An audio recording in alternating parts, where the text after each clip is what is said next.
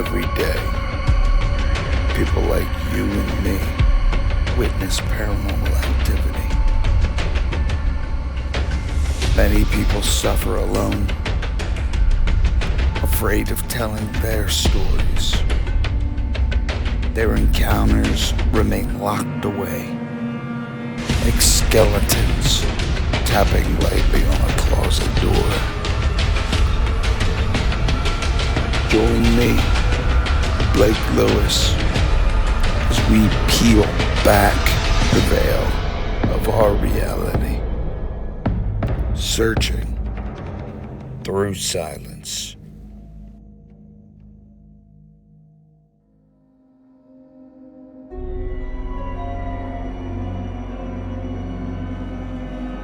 Good evening, children of the night.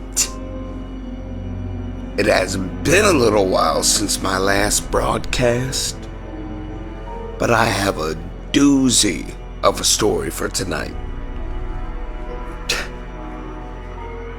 Every once in a while, we hear stories that set us on edge and rattle us to the core.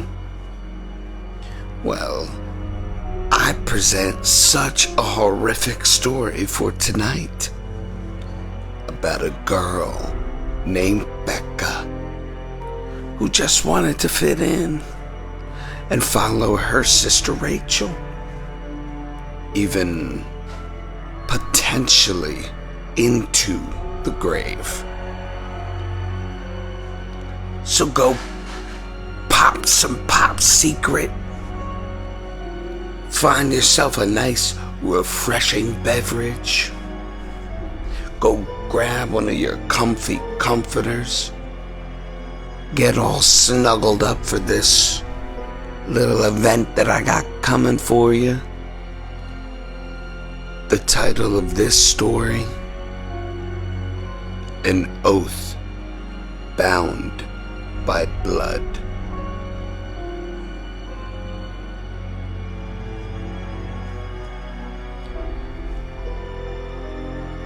Every so often, when I was younger, I would tag along with my sister and her friends when they would go out to the graveyards and hunt for ghosts.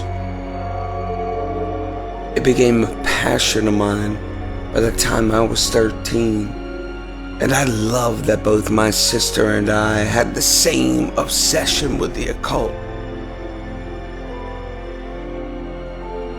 We would push the limit with each other and test where we could take our bravery.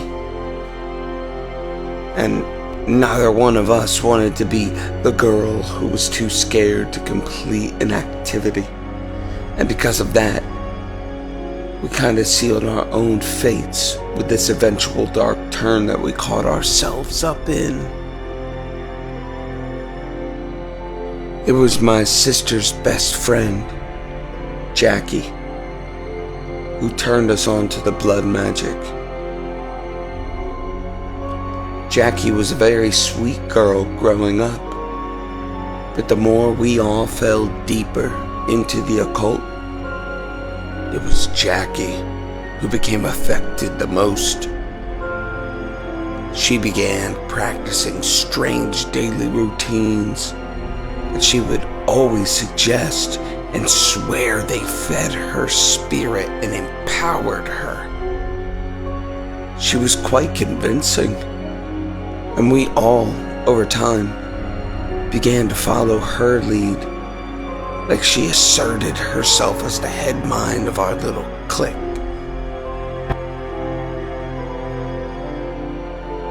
She began to call herself the head of the serpent, and we made up the body of the group. My sister was the throat, our friend Tara was the belly, and I, being the youngest, was the tail. It was so much fun at first because every ritual that we performed would get your blood boiling with excitement and had its own touch. a theatricality to it. My house was directly next to an abandoned house that no one had lived in for years and was the perfect place for us to practice our ceremonies. Very nervous about getting caught, we made sure that we held our practices in the basement so no one could hear us or see the candlelight. I remember how scared my sister began to get. She constantly told me that she was getting harassed at night after we began holding these rituals in that basement. She would always have some strange nightly encounter and would tell us the following day. She stopped being afraid of her encounters after a while and started telling us that she was being sexually attacked after, but that she wasn't afraid any longer, and that she looked forward to every encounter. I was so angry with all of her stories. I was jealous, believe it or not. Why was she having these encounters? Why wasn't anyone else? Why not me? That jealousy began to transform into hatred over time, and I began to hate my sister. I wanted these sexual experiences. Why was I not good enough?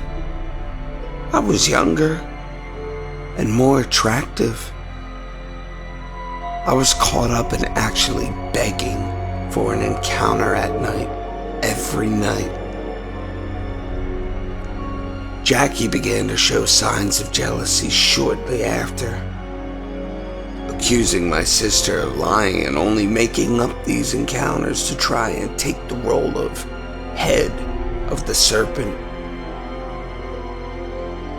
They began fighting a lot after rituals. Jackie began calling off some of the gatherings, and my sister became furious because she would not be visited when Jackie refused to continue with the rituals. Jackie and Tara went their separate way, practicing together and disbanding the serpent altogether. That's when my sister became hell-bent on reestablishing her connection with the spirit. That's when she began to use the witch board.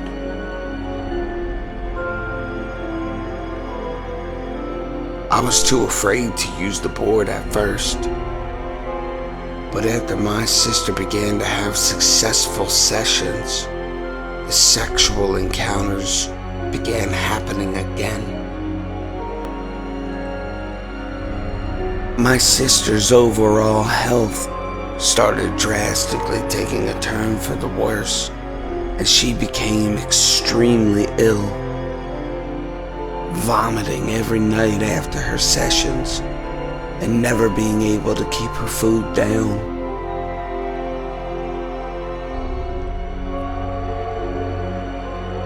My parents were extremely alarmed. Fearing she had cancer, they began taking my sister to the hospital regularly, not understanding why my sister couldn't get a proper diagnosis. But I knew what was wrong. She was secretive with her usage toward the end, dragging the board out from under her bed and calling the entity to her. Even with my sister's failing health, I still found myself wanting to feel the experience. I waited until the following evening for my opportunity. My parents were taking my sister to her scheduled checkup, so I decided I wanted to attempt to connect with the entity. They drove off, and the house fell silent. I walked into my sister's room, crouched to my knees, and slowly lifted my sister's bed sheets off of her floor. I hesitated initially, scared I might find someone staring at me underneath of her bed, but I mustered up enough courage to wedge my face between the floor and the bed frame. I could barely see, but made out the dark silhouette of the witchboard toward the top of the bed frame. Just as I extended my hand for the board, a large shuffling sound, like a furniture leg dragging across the wooden floor behind me, startled me away from reaching the board.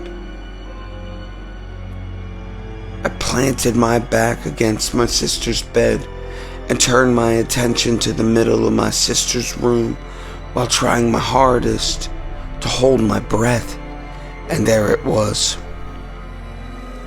I only say it because it was terrifying and far more real than I had anticipated it was going to be.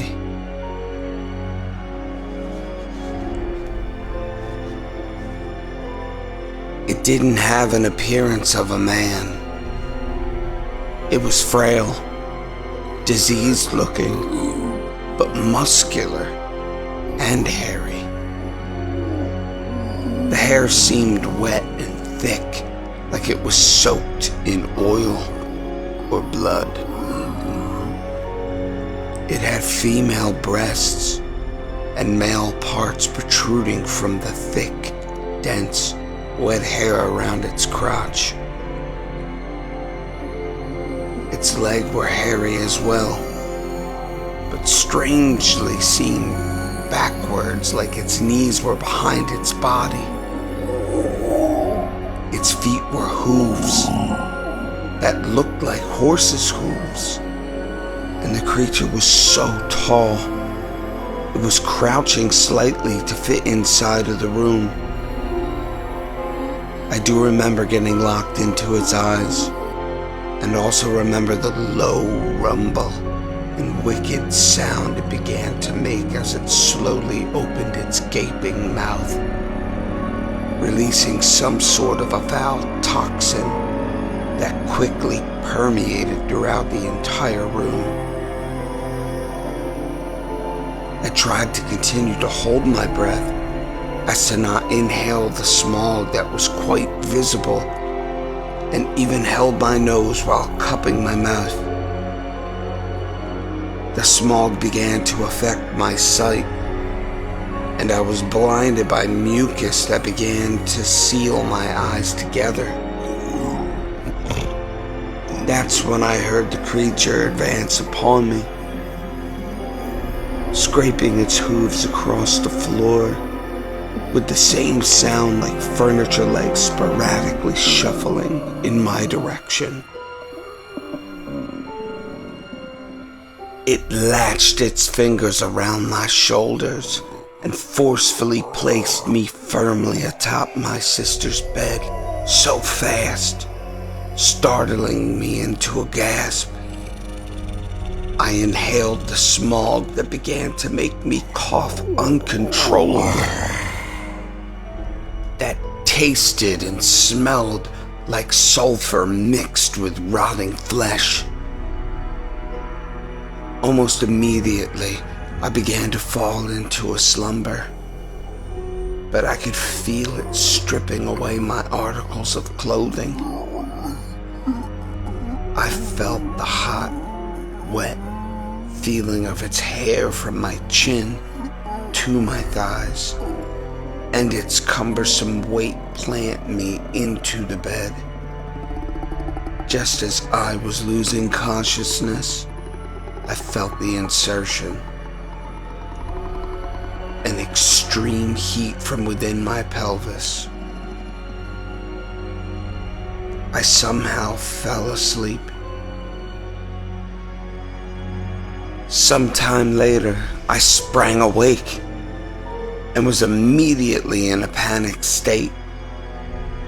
I initially thought I was in a coffin, but quickly realized I was under my sister's bed, directly next to the witchboard.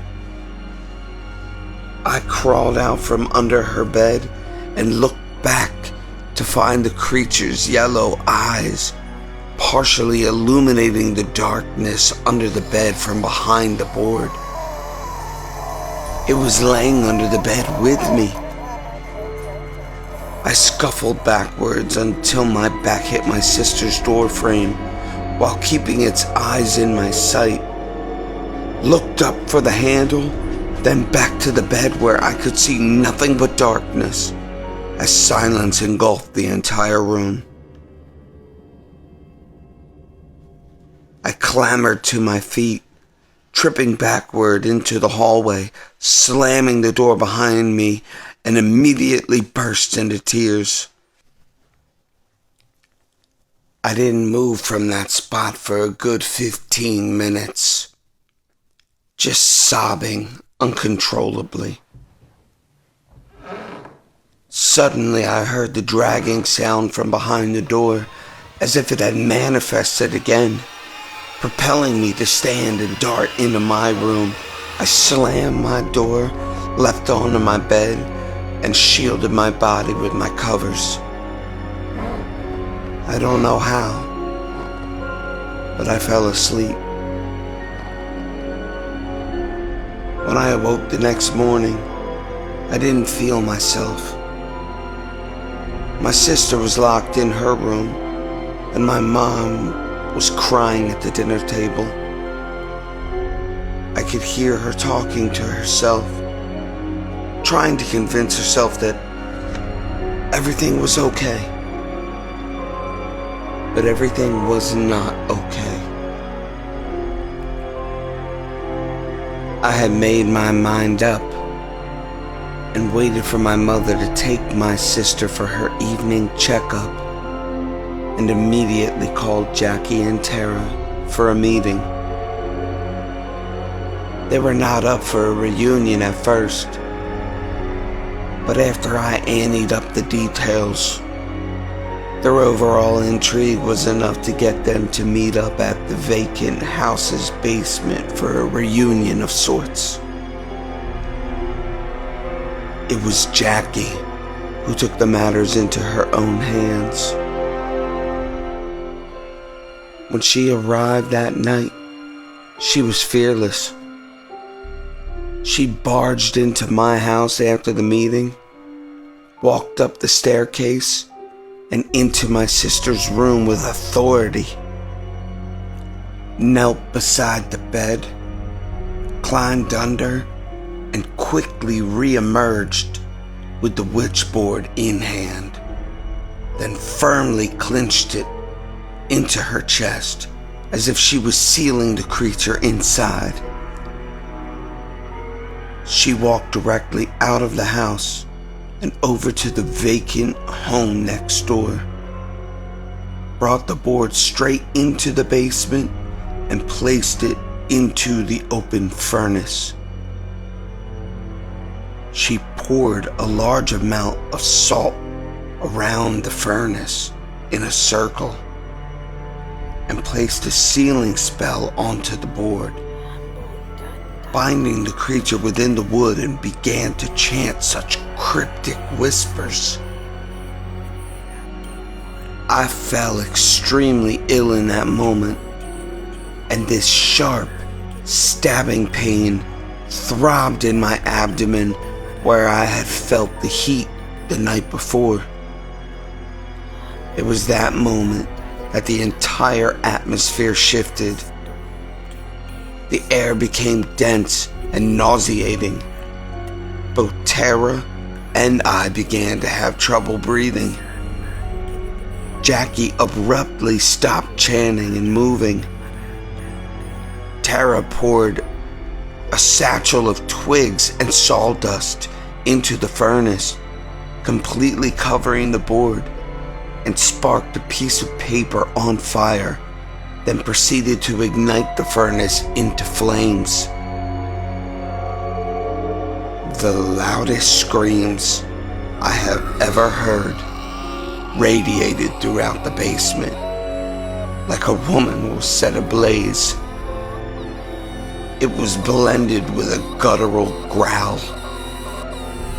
Jackie began to shriek in pain, and both Tara and I began to cry uncontrollably. I remember feeling a very low, bassy frequency shaking in the lower part of my throat, inside of my chest, and then suddenly the flames within the furnace immediately swept into pure darkness. I started grasping around the basement walls, fumbling about, trying to catch my bearings.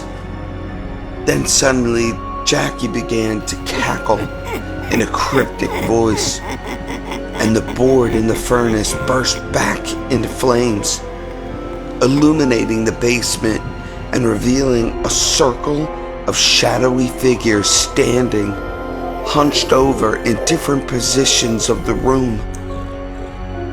The furnace flame again sucked into darkness, but I had enough time during the blaze to pinpoint the location of the staircase. I immediately darted for the stairs and clambered my way half up when I realized I could hear gritty, heavy breathing along with frantic clattering pursuing me up the stairs. I raced to the open door, falling forward into the kitchen above, rolled over to my back and slammed the door shut, prying myself between the foundation and the doorway's opening motion.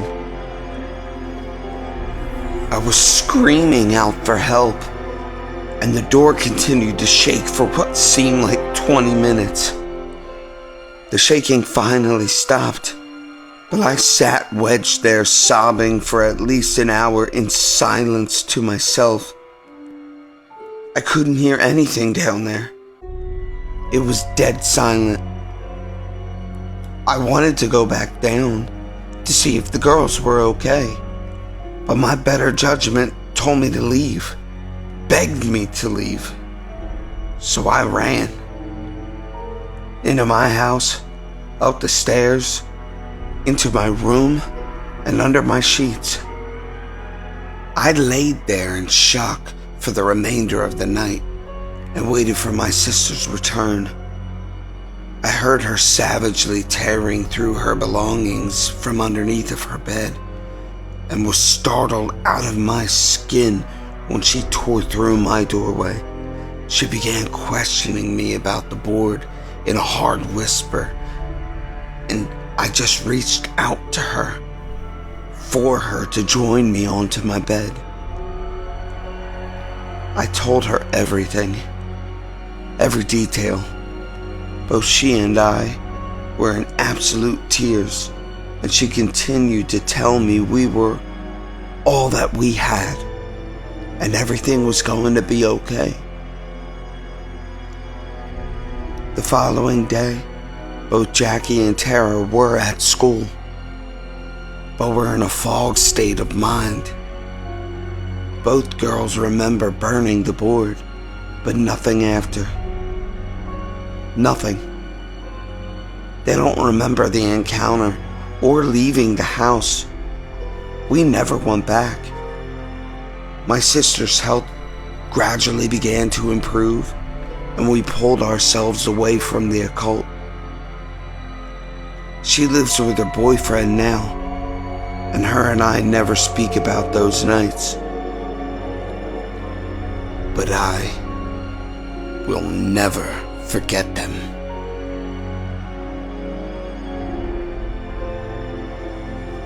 Wow. Now, you can imagine exactly what was going on in my brain when I initially read this. Damn. I I don't think Becca is going to be dabbling with the occult anytime soon. I mean, Christ. So many of us have so many voids within our lives that we try to fill with intrigue and a sense of wonder, and sometimes we are not ready for what could actually be there waiting to peer back at us when we look behind that curtain. But that is the problem with the paranormal. It is so unbelievably addicting, and you get caught up in it. You get swept up in the overall excitement and the culture and the feeling, especially once it comes to divination and practices and coming into contact with entities that are on the other side of that veil. They're right there. They cannot wait for people like you and me to sit there and try to have a conversation with them.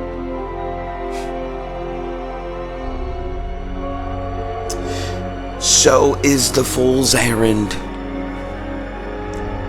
I hope you all enjoyed tonight's little program. And I hope you look forward to more events where I will be reading other people's stories. And I am also in the midst of collecting a whole bunch of smaller stories from individuals who are sending them in that aren't as elaborate as the first couple of stories that I presented. But until then, stay safe, sleep well, and keep your wits about you.